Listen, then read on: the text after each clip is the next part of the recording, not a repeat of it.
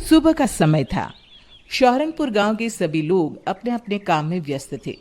कोई खेतों में काम कर रहा था तो कोई अपनी गाय भैंसों को चारा दे रहा था। कुछ बच्चे गांव की नदी के पास गेंद से खेल रहे थे। खेलते खेलते तभी सोनू के हाथ से गेंद नदी में गिर जाती है। सोनू, तूने मेरी गेंद फेंकी है नदी में तो तू ही लाकर देगा। पर मैंने जानबूझकर तो नहीं फेंकी, तुम सबने देखा। मुझे कुछ नहीं पता, मुझे बस मेरी गेंद चाहिए। अरे छोड़ो ना, तुम दोनों एक गेंद के पीछे लड़ाई क्यों कर रहे हो? एक गेंद ही तो है ना, दूसरी खरीद लेंगे। वो गेंद मेरे मामा शहर से मेरे लिए लाए थे, जो इसने अभी अभी नदी में फेंक दी। तू बड़ी इसकी तरफदारी कर रहा है। तू ही क्यों नहीं ला देता मेरी गेंद? हाँ ठीक है, मैं ही लाऊंगा तेरी गेंद। पिंटू तरुण की गेंद लाने के लिए नदी में जाता है। सोनू उसे जाने से बहुत मना करता है क्योंकि गेंद पानी के बहाव से बहुत दूर जा चुकी थी। पर वो सोनू की एक नहीं सुनता और नदी में चला जाता है।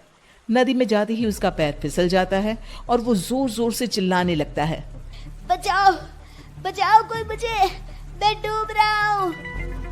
तुम्हारी वजह से देखो क्या हो गया, पिंटू डूब रहा है।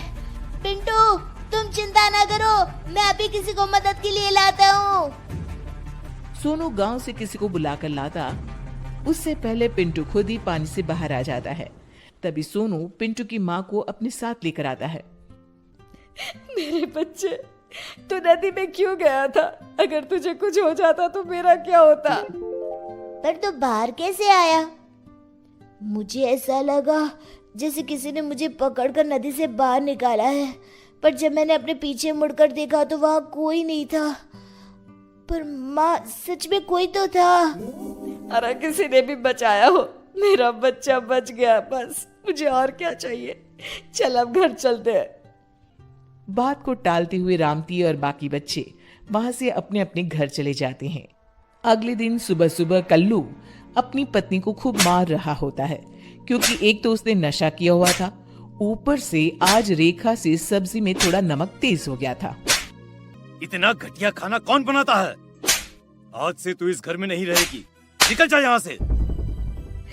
मुझे माफ कर दीजिए, आगे से मैं ध्यान से खाना बनाऊंगी, बस मुझे घर से ना निकालिए। अरे क्यों मार रहा है बेचारे को? ऐसा उसने क्या कर दिया जो उसे मारे ही जा रहा है? इसको बिल्कुल भी खाना बनाने नहीं आता। कभी मिर्ची तेज कर देगी तो कभी नमक। इसका मतलब तू उसे मारेगा? अरे कभी कभी तो हमसे भी खाना अच्छा नहीं बनता। हमारे पति तो हमें बिल्कुल नहीं मारते।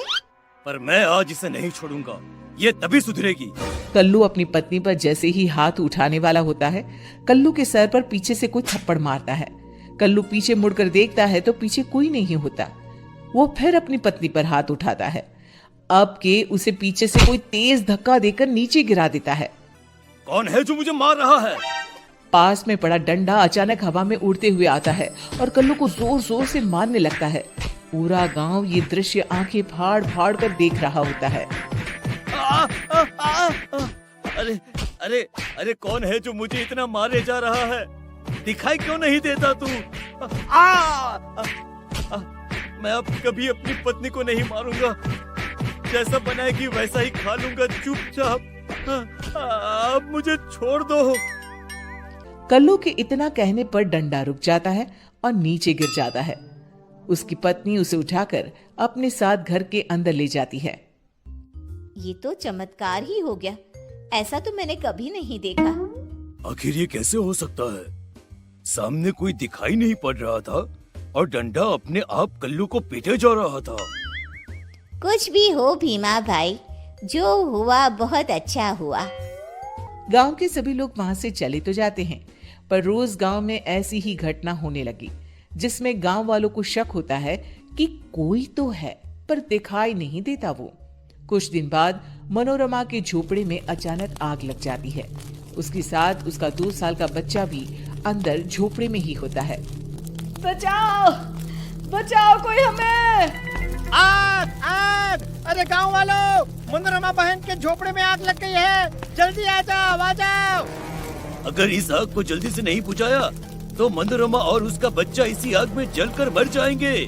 उसका पति भी घर पर नहीं है, अरे वो तो खेत पर है। बातें बनाना बंद करो और जल्दी से इस आग को बुझाओ, जल्दी करो। आग इतनी तेज थी कि काबू में नहीं आ रही थी।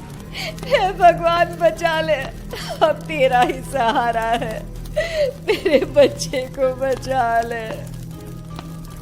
तभी एक जोर का झोंका आता है आंधी का।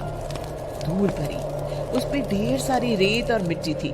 गांव वाले अपनी अपनी आंखें बंद कर लेते हैं क्योंकि आंधी में उन्हें कुछ भी दिखाई नहीं पड़ रहा था। तभी वो धूल भरा झोंका मनोरमा के झोपड़े से टकराता है। मिट्टी और रेत की वजह से आग बुझ जाती है और मनोरमा अपने बच्चे को लेकर बाहर आ जाती है। ये तो चमत्कार ही हो गया। एक पल में आंधी आई और आग बुझाकर चली गई। ऐसा लग रहा है जैसे जानबूझकर किसी ने वो आग बुझाई हो। कोई तो था जिसने मेरी और मेरे बच्चे की जान बचाई, पर वो दिखाई नहीं दिया। ये हमारे गांव में क्या हो रहा है? कोई तो है पर वो हमें दिखाई क्यों नहीं देता? काकी ने बिल्कुल सही कहा।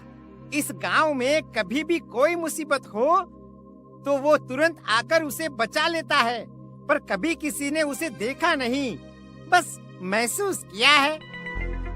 अरे मैं तो कहता हूँ क्यों न हम सब मंदिर के पंडित के पास चले। हाँ, ये सही रहेगा। वो पंडित जी बहुत पहुँचे हुए पंडित हैं, वो जरूर बताएंगे इसके बारे में। फिर सभी गांव वाले मिलकर मंदिर जाते हैं पंडित से मिलने। अरे भाई क्या हुआ? आज पूरा गांव मंदिर में कैसे? जरूर कोई बात है। आपने बिल्कुल सही कहा, हम सब आपसे उसके बारे में ही पूछने आए हैं, जो गांव में है तो सही पर दिखाई नहीं देता। पर हम सबको पूरा विश्वास है कोई तो है जो सबकी इतनी मदद करता है। तभी मंदिर की जोर से घंटी बजती है। सभी गांव वाले घंटी की तरफ देखते हैं पर वहां कोई नहीं होता। जो मैं देख सकता हूँ वो आप सब नहीं देख पा रहे। वो घंटी किसने बजाई ये सोच रहे हैं ना? हाँ पंडित जी, फिर वही कोई दिखाई क्यों नहीं देता? आपको तो सब दिखाई दे रहा है, तो बताइए ना कौन है वो? कौन है? वो भूत है, उसी ने घंटी बजाई है और वो बिल्कुल मेरे सामने खड़ा है। भूत का नाम सुनते ही सभी हैरान रह जाते हैं। पंडित अपने लोटे से जल लेकर भूत के ऊपर डालता है। तभी वो भूत सभी को दिखाई देने लगता है। सभी उस भूत को देखकर डरने लगते हैं। इस भूत से तुम सबको डरने की कोई जरूरत नहीं। आगे की कहानी अब तुम ही बताओ इन सबको। हाँ, मैं हूं वो जो कभी किसी के बच्चे को नदी से बचा रहा हूं तो कभी किसी को आग से। वो सब मैंने ही किया है और ये सब मैं इसलिए कर रहा हूं क्योंकि मुझे अपनी गलतियों पर बहुत पछतावा है। मैं वही चोर हूं जो अक्सर गांव में चोरी किया करता था। मैंने बहुत से घरों को लूटा था। ये सब उसी का प्रायश्चित है। मैं मर गया और भूत बन गया, फिर भी मुझे अपनी गलतियों का पछतावा होता रहा। एक दिन पंडित जी ने मुझे देखा और बोले, जिन घरों को तूने लूटा था उनकी रक्षा करना तेरा फर्ज बन गया है।